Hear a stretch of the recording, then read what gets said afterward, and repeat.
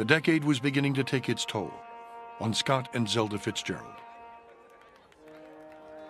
2 years before, his greatest novel, The Great Gatsby, published to critical acclaim, but indifferent sales, had captured as nothing else had the romance, wonder, and heartbreaking tragedy of the metropolis he would soon call my lost city. But Zelda, always unstable, had begun to slide into mental illness.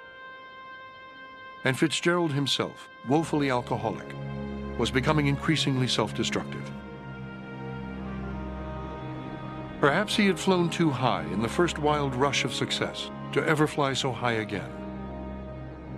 Perhaps it was true, as Fitzgerald himself declared, that there were no second acts in American lives.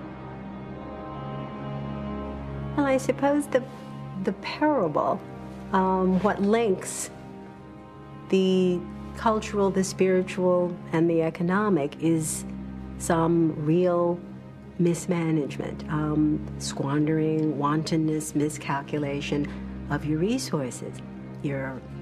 Obviously you're economic, but you're spiritual as well as you're creative.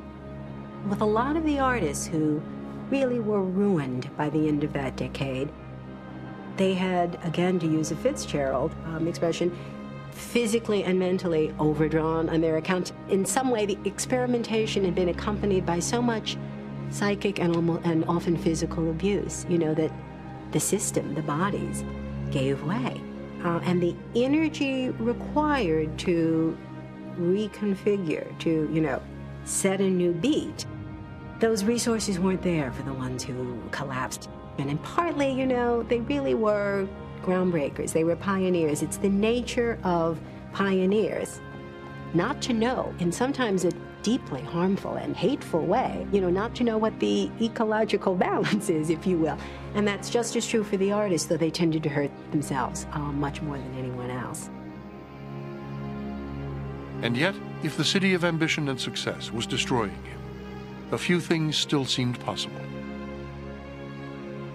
Asked by a reporter what his ultimate ambition was, Fitzgerald said simply, to stay in love with Zelda and write the greatest novel in the world. Well, he was such a romanticist, and he was on the side of believing that everything wonderful was possible.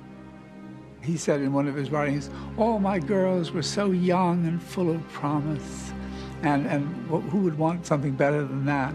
And then in The Great Gatsby, when he says, in his blue gardens, men and girls came and went like moths among the whisperings and the champagne and the stars. Oh, well, that was what America there. It was a tiny little bit of America, but we all believed it. And none of us got to Long Island, none of us got to Gatsby's place, but that was something to think about. And then, as a romance, Gatsby had to die. In the spring of '27, something